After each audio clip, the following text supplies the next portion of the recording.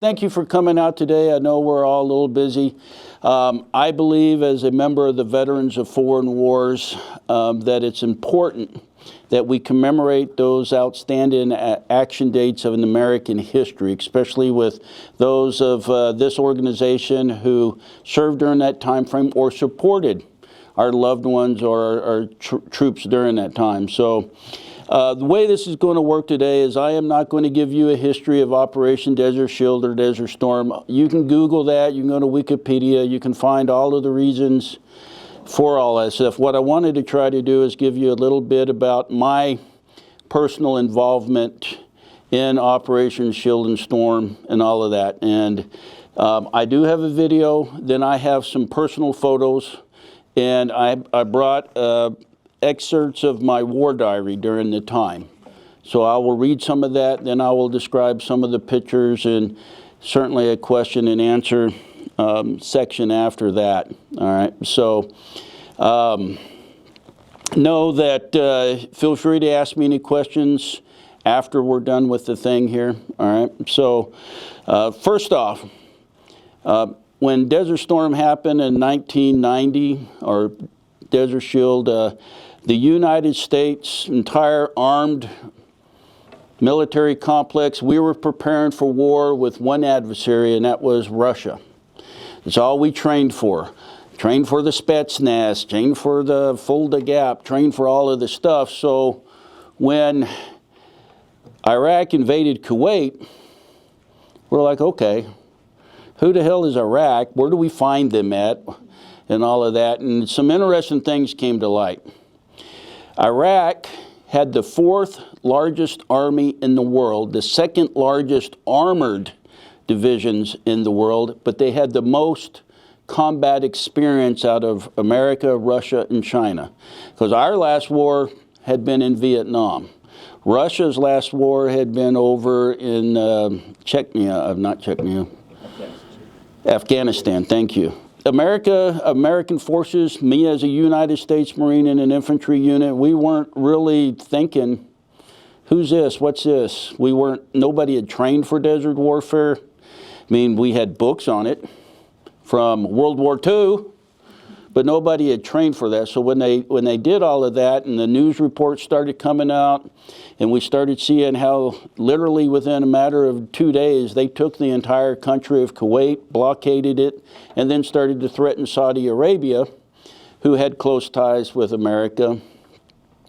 Things got really intense. At that time, I was still deployed overseas in Asia. I was serving as a military advisor to Thai Marines in their struggles against the Khmer Rouge on the Thai-Cambodia border. So I'm in a jungle. There's water everywhere. If I need to hide, I just sit down and there's trees and all of this stuff. And I say that because when I got to the desert, if you sat down, you were still the highest object for 100 miles, and people used you as a landscape marker, you know, so vast, completely different stuff. So we get our orders to, actually, let me start real fast here. This is a video that I put together for the 25th anniversary for the Texas VFW. It's about 6 minutes long. It's got some military marching music, but it's going to scroll through a bunch of photos. They're only going to be up for about 3 seconds, and then the next one. But I have these photos we can talk about later. So, Taylor, if you would.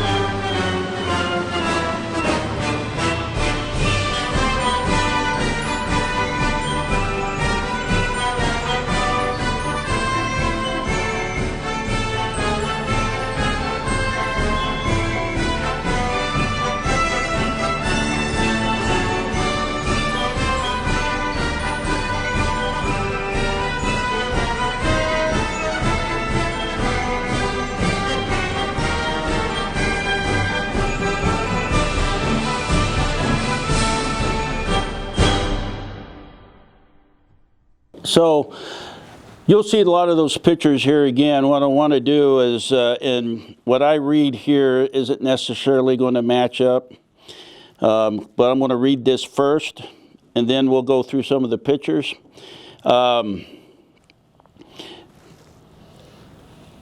So I flew over January 1st of 1991. Yay, Happy New Year, right? But I flew back April 15th of the same year, so hey, tax day, right? So always embedded in my memory on that time. All right, so this, what I'm reading here is from my war diary from before, during, and after, all right? So, and I'm going to start off. At the times when I was in the Marines, we were issued shelter halves. And now a shelter half is basically half a tent with 3 wooden poles that fit together to make 1 pole, 1 rope, 4 tent pins, and of course the shelter half, which has a lot of snap buttons on it. Most of them damaged or missing, as most infantry Marines would use the shelter half as part of a ranger roll or an improvised sleeping bag. So when I show you pictures of the hooch there, you'll understand. When we say shelter half, you get half a tent, because then you got another Marine you buddy up with, he's got the other half of a tent. The purpose of their shelter half is to lighten your basic carrying load, and it forces you to share living space with a roommate. My roommate was one of the corporals that worked with me, Corporal Anthony Fuller from Temecula, California. And there's a picture of him in here. On the night we moved up to the front, we were told to be ready to leave from the division station area where we had all been issued cots. The reason we'd been issued cots is because there was this big thing that there were scorpions and snakes and all this stuff in the desert over there. Saw a few scorpions, but didn't see any snakes. Saw a couple of birds, but anyway, we all had cots, which was unusual because I'd already been in several engagements, and we didn't issue cots to go into combat. You'd issue ammo and guns and all of that stuff. So anyway, so we'd been issued cots and slept for a couple of nights in a big military-style church revival tent in the classic olive drab color, just a big green tent. So ready at 0500 to move out, the entire battalion, and we're talking about a battalion, a Marine Infantry battalion has about 1,100 people. The colonel of the division needed a bodyguard, so he took 200 Marines to surround him to keep him safe, so it diminished our fighting force by an entire company, but that's all right. So yeah, we kept the cots, all right. So at about 1800 that evening, transportation showed up, and it was about 40 to 45 Saudi civilian buses painted red. Think about the buses here in Kansas City, you get them, same style bus, just bright red. And nothing like going to the front in style and advertising it. So you'll understand I'm a little facetious in some of my comments here. But you would think we'd go in tactical vehicles under the stealth of the night with stealth protection paint, but no. Big bright red ass buses, 45 of them in a line. So after about 3 hours of driving, we got dropped off in the middle of the desert, in the middle of nowhere, literally, and it was dark, and we ended up walking a half mile in ankle-deep sand with a full 60, 70 pounds of gear and a cot, because you had to carry the cot. You had to strap your weapon to your back, but you had the cot. So we set up a perimeter and established a duty schedule with listening posts further out. Listening posts, we'll put 2 or 3 people. They'll go out outside of the perimeter just to listen at dark, see if anybody's coming up on us. Nobody snuck up on us. We're in the middle of the desert. You can see for 500 miles. So the next morning, we walked another couple of miles, and we found a few high spots and set up a base camp and dug in. At first, digging was easy till you got down a few inches and hit concrete.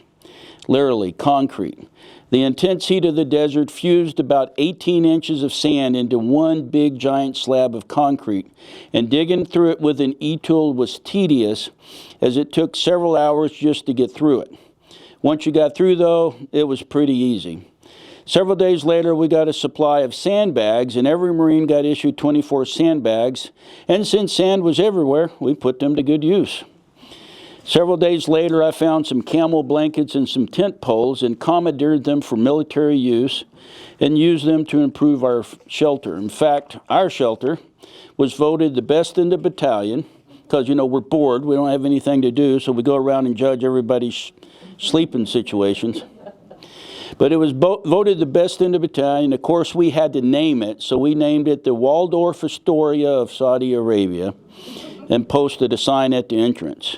I still have the sign and use it as my map board. This is a map board I brought down for you to take a look at. Basically, you can carry this and then flip it open and have your maps here. But here's the sign that we posted out front there, and you'll have to read the things like, you know, credit cards accepted, American Express, MasterCard, Visa, Diners Club, and the meal card. We always accepted meal cards. So, anyway, I'll set that out later for y'all to look at. Okay, so we went the entire time with no showers. We did get pretty ripe. However, a good canteen cup of nasty tasting reverse osmosis water. If y'all have ever had reverse osmosis water, it is the nastiest thing that you will ever drink, and you will take 2 drinks and you will say, no, I'll die of dehydration first. But that and a good government-issued Warth clothes got most of the funk off for a few hours. The one thing I remember about digging our fighting hole was that I was pretty certain I was digging my own grave, but at least I had a cot. So, from our positions, we watched countless Scud missiles fire off and then watched the Patriot missiles take most of them out. Many exploded over us with several thousand feet in the air, and we did have the remains of one that landed within a quarter mile of our position.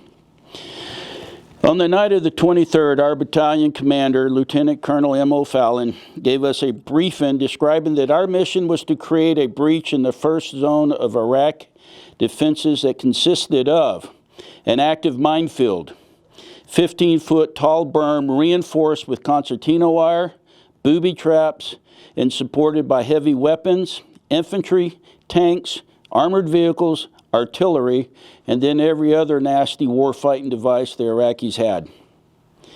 Our initial mission was just to breach this entrenched area and create an opening about 100 yards across. So Task Force Ripper, and I was part of Task Force Papa Bear, so Task Force Ripper could hit the second entrenched area and the rest of the invasion force could move through.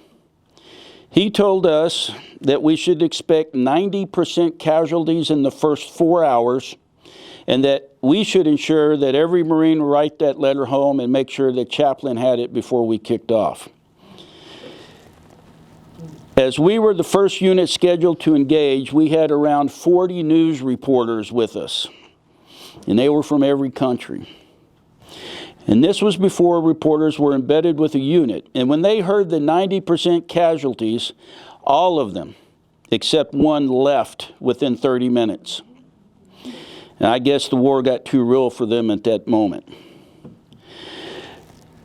Both entrenched areas were hardly manned, as all of the Iraqis had pulled back to the cover of the burning oil wells, as our air campaign was especially accurate and unrelentless, thanks to the professionalism of the Air Force and air wings of the Navy and Marines.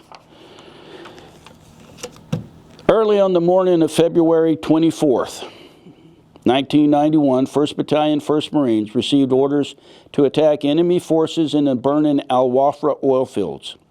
At about 0930, lead elements of 1-1 engaged entrenched enemy forces of the 15th Mechanized Infantry Brigade, 3rd Armored Division. The pictures I'll show you later will show the remains of some of their tanks. Most of them were, we had a few T-55s, which are from the Korean War era, but mostly T-62s, which is 60s, 70s, 80s era. These tanks were dug in and camouflaged, and they were very hard to spot. And you would think, how hard can that be? But they were hard to spot. From these positions, they opened fire on lead elements of 1-1. I am not sure why they did not understand this, but when you put your tank gun 1 inch above the deck or the ground, it's not going to, that tank projectile will not have the same effective range. So they would shoot, gravity would take over, and that tank round about 400 meters would start hitting the deck, skip, and tumble instead of traveling the 1,000 to 1,200 meters it was supposed to do, because we were well within range when they opened fire. Anyway, we started seeing these explosions going off in front of us, and we're like, what the hell? What's going on? Who's called in an airstrike? Who's called in artillery? Because we still hadn't seen the tanks yet. That's how hard they were to spot in the middle of a wide open desert. But you got to remember, these people lived there. They've had thousands of years to know how to adapt and camouflage stuff. So when we figured out it wasn't air or artillery or anything like that, and we started actually pinpointing, because you could see the muzzle blast, we brought our TOWs up, and TOW is it's a missile, anti-tank missile, anti-bunker missile. We had them mounted on Humvees. I was in a big Amtrak manning an M60. So Amtrak's a big giant beer can. Just think of a big beer can, because it's just made out of aluminum. It won't slow anything down. Maybe a Firefly, but that's about it.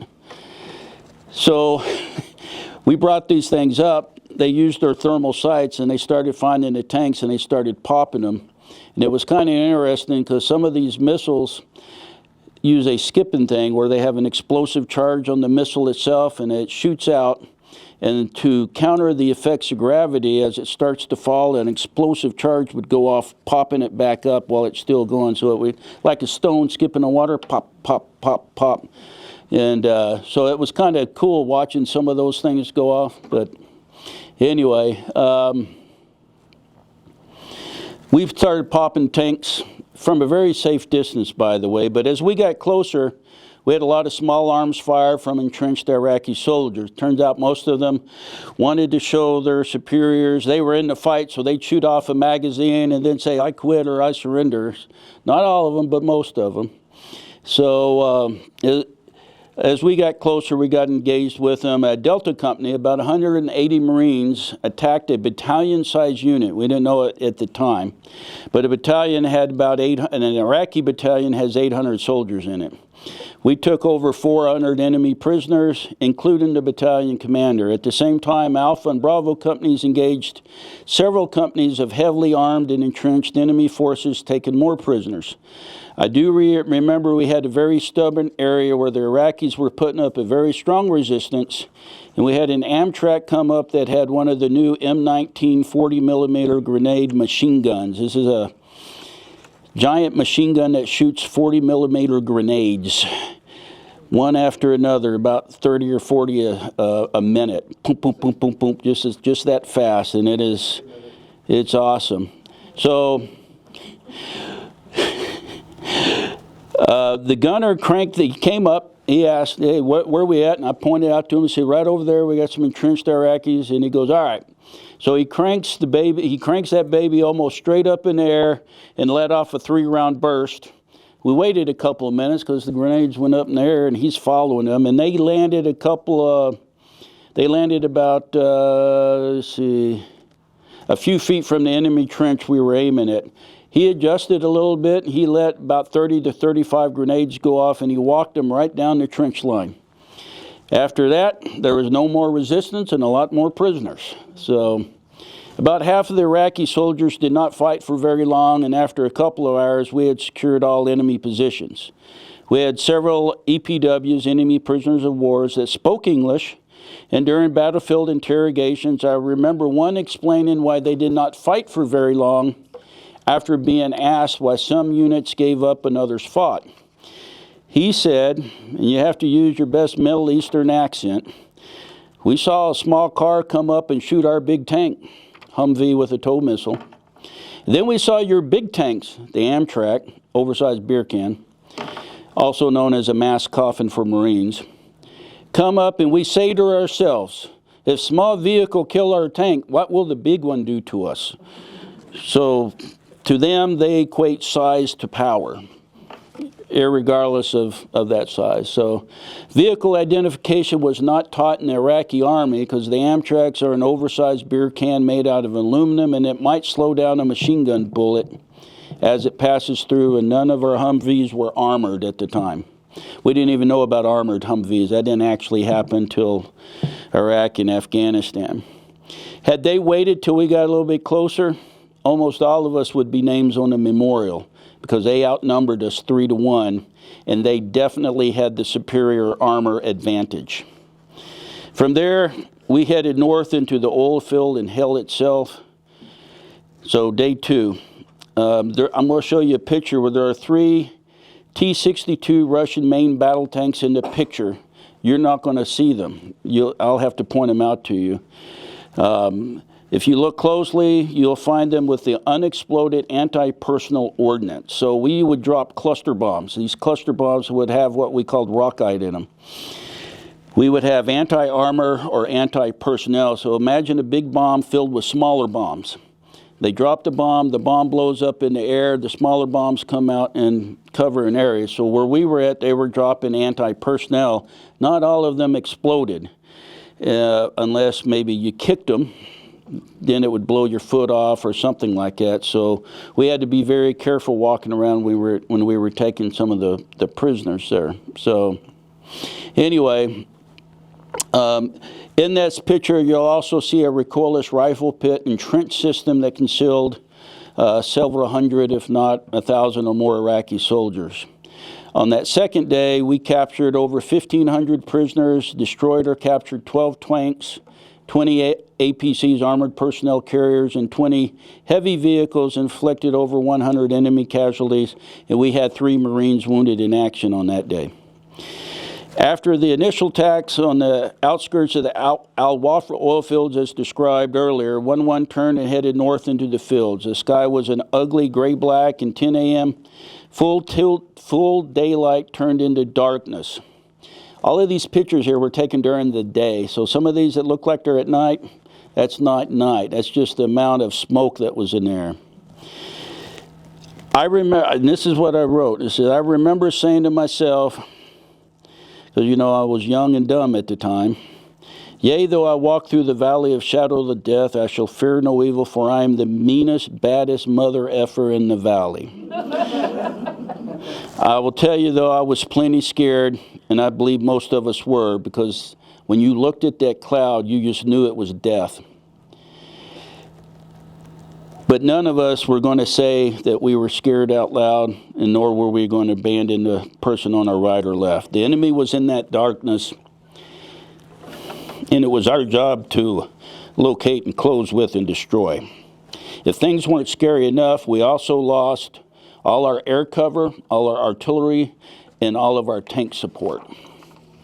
So after several miles, we started seeing orange and yellow plumes of the oil wells that as we got closer to them, you could hear the deafening sound of oil rushing up in the roar of the fire. Oil was everywhere on the ground in shallow pools that stretched for miles. I remember thinking that this was a modern example of protecting the castle with a moat, this time with burning oil, and oil that could be ignited with us in it. You could feel the intense heat of the fires from about 60 to 70 yards out from them. As we got into the oil field, visibility from the thick and heavy smoke was down to less than 50 yards. Pushing forward, Alpha, Bravo, and Delta companies, along with the TOWs, engaged entrenched Iraqi infantry, tanks, and APCs that, while not dug in, were cleverly concealed on the backside of burning oil wells. Because of the thick smoke, many of the firefights happened at a close range and were very intense, lasting 20 to 30 minutes in most cases. Some cases less, some more. In many cases, it was the thermal sights on the TOWs that helped us locate and engage. In one case, I remember an Iraqi APC pulled up to within 30-35 meters of our location, and Iraqi soldiers disembarked. And just as we got thermal sights on it from one of our TOWs that we were yelling, "Shoot the damn thing," the gunner told us the soldiers were getting back in the APC, so he waited till the last one got in before he popped it, which allowed us to move forward. We had a lot of Marines as well as myself. We ran out of ammo, so we started using the captured Iraqi, Soviet, and Chinese-made AK-47s. And there is nothing like getting a battlefield briefing on how to use the enemy's weapon while you're being shot at. When we first started using them, we had Marines word that our lines had been broken or infiltrated, and several friendly fire incidents almost occurred. The AK-47 definitely makes a distinct sound different from that of an M16A2. At about 1600, we hit our objective for the day and dug in with Delta Company sweeping in a small hill, and captured hundreds of EPWs. We were in a location with a multi-level power plant and several outbuildings, and while I cannot say we were surrounded, we definitely had the enemy on 3 sides of us all night long. There were Iraqis in the buildings with heavy caliber machine guns who would shoot at us, and we had several dozen 50 cals that would return fire. This happened most of the night. We had a lot of wounded Iraqis from all of the EPWs, and I remember watching our battalion doctor doing battlefield operations on the hood of a Humvee for dozens of Iraqi soldiers. Many were amputations or morphine to ease them off into that eternal sleep. When nightfall came, the dancing light of the oil well fires, the deafening sound of the fires, along with the heavy weapons and small arms fire, combined with the smell of brimstone and petrochemicals, and the intense heat let me know for sure that I and the Marines and sailors of 1-1 were truly living in one of Dante's levels of inferno or hell. At the end of the day, 1-1 had destroyed another 43 Iraqi vehicles, captured over 500 EPWs, many of them wounded, and countless KIAs killed in actions. It turns out many, if not all, of the Iraqis had never been trained in marksmanship with an AK, just how to point and shoot or spray and pray. So 1-1 suffered the 3 casualties when an RPG hit in front of one of the Stay's Humvees. As it turned out, 1-1 had hit the southern flank of an enemy counterattack of 3 Iraqi brigades coming from the east. It was about 30,000 soldiers. There's only 800 of us. And I wrote this down. It sounds kind of corny now, but it says, when a task force Papa Bear Marine dies and reports to heaven, to St. Peter they will say, I've done my time in hell. Day 3 of the ground invasion for Operation Desert Storm. We spent the night in an area near the power plant, deep inside enemy territory, exchanging heavy weapons fire with enemy forces all night. Going on the attack a little after 0400, 1-1 destroyed 4 armored vehicles, inflicted another 100 enemy casualties, and captured another 500 enemy prisoners. No Marine injuries reported. As we left the Al Wafra oil field, we entered into the Albagan oil field, which is located just south of the Kuwait airport, getting us closer to Kuwait City. Due to heavy concentration of smoke from the burning oil wells, 1-1 lost all our artillery, air, and tank support again, as we pushed into an area known to have a reinforced enemy division of over 10,000. Ordered to move to an area south of the Kuwait International Airport, 1-1 bypassed many enemy positions and had several units of EPWs that we captured, lined our weapons up on the ground.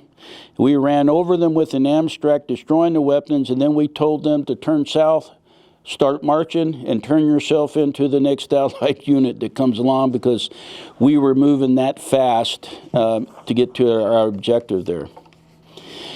One of these included an Iraqi general and over 2,000 Iraqi soldiers.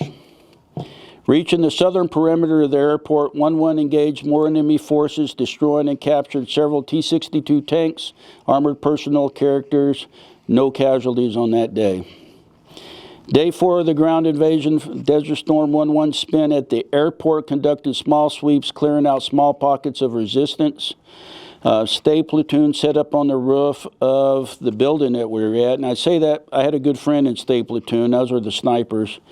And it was the first building I'd seen for a month and a half.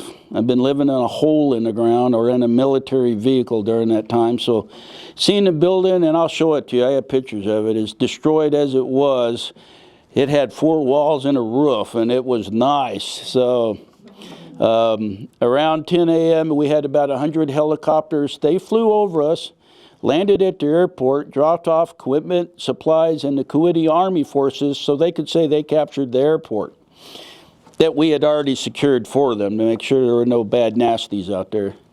The helicopters were a pretty sight, to say the least, and I say that because in my 7 deployments prior to Desert Storm, Anytime I heard a helicopter, it was coming to get me and take me home. So seeing them, it just really resonated with me. We collected hundreds of heavy crew-served weapons, RPGs, AK-47s, and destroyed them by running them over with a captured T-62 thing. Myself, and I am sure every other Marine in 1-1 stayed up 4 nights straight. Finally got a chance to relax, sleep a little bit, and relaxation meant taking the helmet and flak jacket off while you were still in your fighting position. During the 4 days, I had one meal that consisted of a box of frosted Pop-Tarts and a Pepsi that a good friend of mine, Corporal Bofill, gave me on the second night. Today, it is still the best meal I have ever eaten. Every Marine that deployed with 1-1 came home. So thank you for allowing me to share my memories of a distant time in a faraway place. For my brothers I served with, I will quote King Leonidas. You are safe this day with me at your side as I know I am safe with you at mine. So that's part of it. I do have an after, because after that we stayed there for a few days. They pulled us back to the rear, and then we got asked to go on a search and rescue mission, or a search and recovery mission. So, you know what, I won't bother you with that one there. So going through the pictures here, this is the only cool artwork people from Desert Storm have ever received, because you look at all the other artwork, it's great. Ours is weird looking. Yeah, it looks like some cartoon guy drew it or something like that. So next slide, please. This here is kind of the official map of where everything was at. My unit was this unit right here. Came in through the crutch and right on up through those oil fields there. Next one there. That's my battle map that I've got here if y'all want to look at it. The red dots are enemy locations. The green was the berm, or the entrenchment areas that we had to go through. And then you can see all of the oil spots. All right, so this is a view from my hooch, you know, the Waldorf Astoria of Saudi Arabia. Next slide. That's up towards the CP area. Next slide. That's what it consisted of. You can see why I had the best one, but it's because I stole sandbags from people. So that's the entrance there. That's Corporal Anthony Fuller, a good friend of mine to this day still. There's my sign. These, of course, are just pictures of us getting back and forth to where we were located at the front. You can see where the desert here has these humps. So when I say it was hard to spot the tanks, sometimes they just look like the natural humps out in the desert there. This is at the main base camp here. Next one. Same here, just this is what we were living in out there. Of course, that's me before we moved up to the front. I like the guy sitting in the back playing mumbledy-peg with a knife. I'm not sure if he cut his fingers off or not, but you know, Marines aren't that smart, so, you know. This is the unit that, or my guys that followed me. Next slide there. That's half of them inside of an Amtrak. Tracking and waiting to see where we go and all that.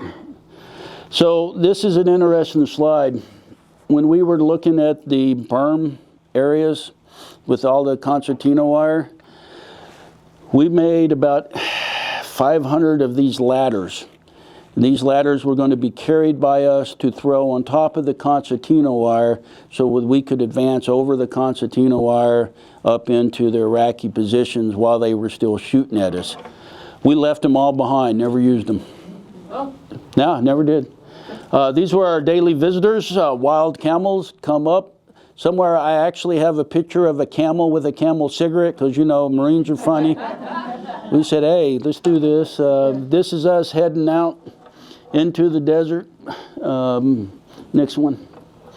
So this is interesting. This is a picture of an Iraqi T-62 tank. It is the first enemy vehicle that was destroyed using a new technology at the time called a drone. And it was one of the small drones. They were just out running around like one of the little helicopter ones. They were running around at the front up there, and we got a call back, hey, you guys got a tank out there. And we couldn't even see it because, you know, while it looks flat, you know, it's got the, so we went driving up there, and the interesting thing is all of the Iraqis were trained by the British. what do the British like to do about 10 or 11? They like to eat tea. So the Iraqis picked that up. They were out making tea when we popped their tank, and they started running off. I'm like, where are you running to? There ain't nowhere to run to, you know? So here's another picture of some tanks that we encountered along the way. This is us getting, actually this was after one of our first engagements. These are POWs back here. Because you can see we set a machine gun down here towards where our next engagement was at.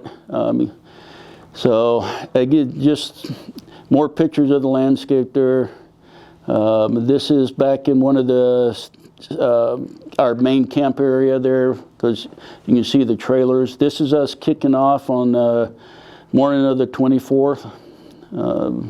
After we got through the berm area. This is a picture of one of the berm areas. I don't know if you can see them, but this one here, and there's a few other, those are anti-tank mines, and they were just littered all over in front of the berm area, all right?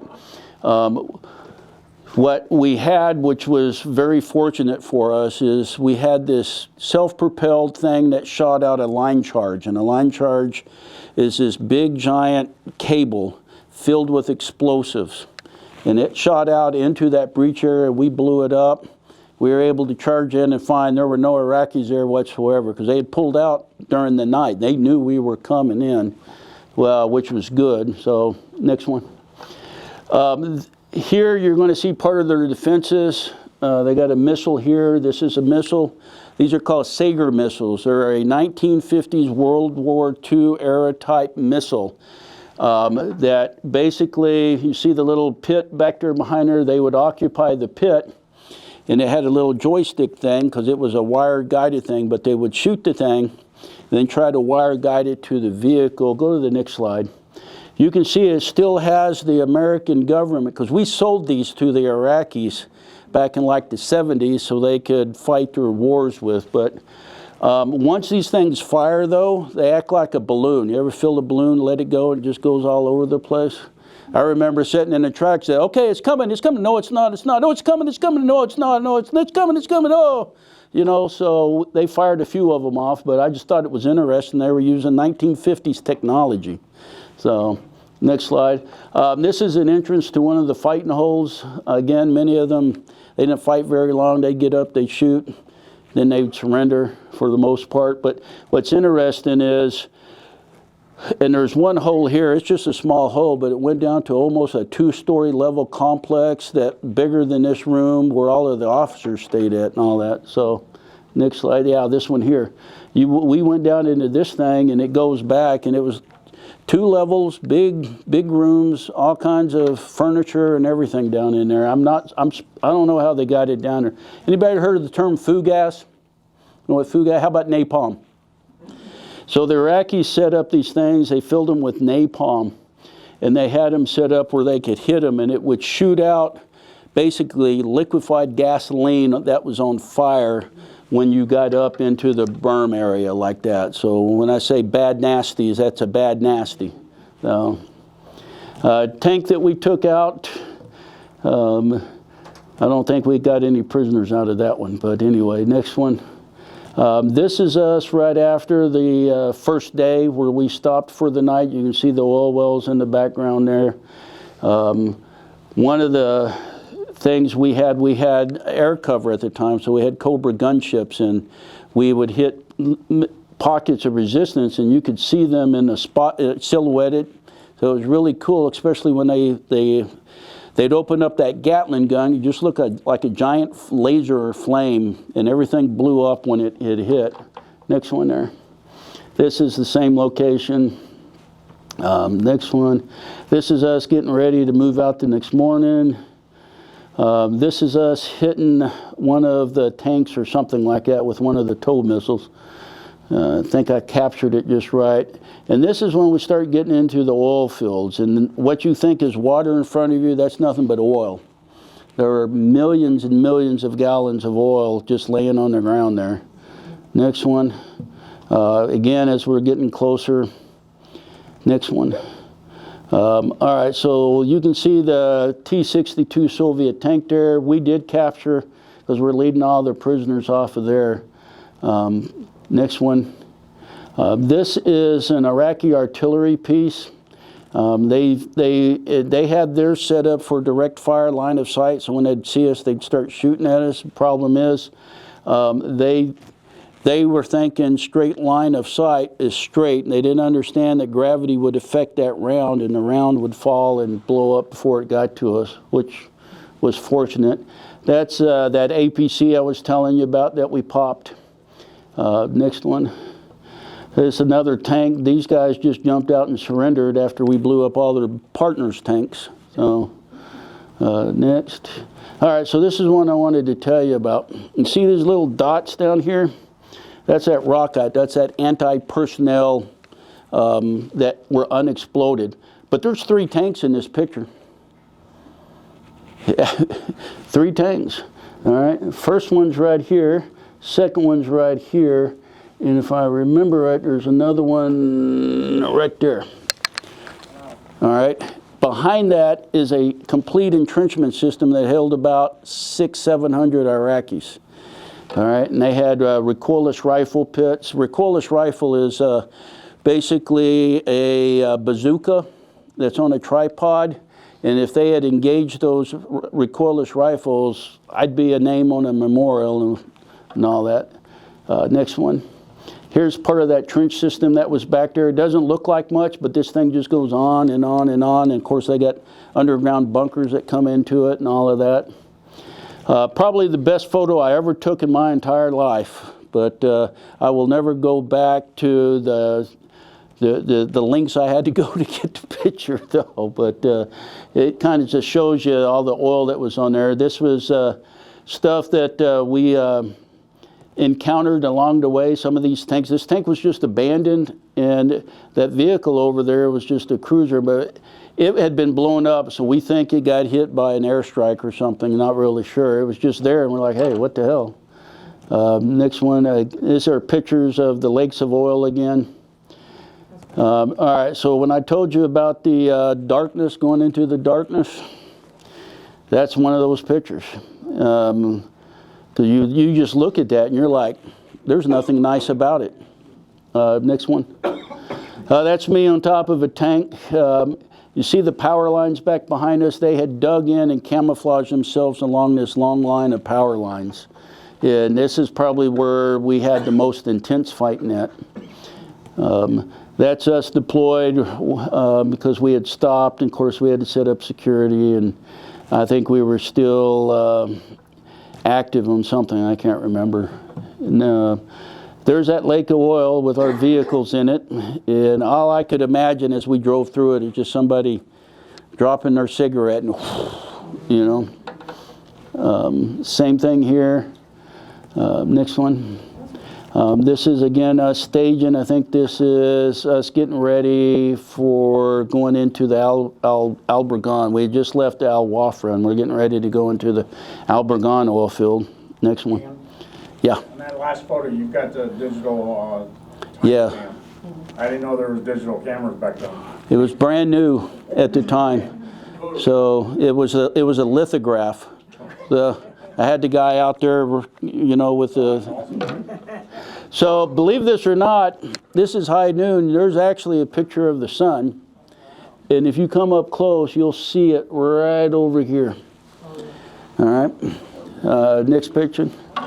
So, again, middle of the day, captured. These are well, they got the longer barrels. These are their light machine guns. These are about the .30 caliber type.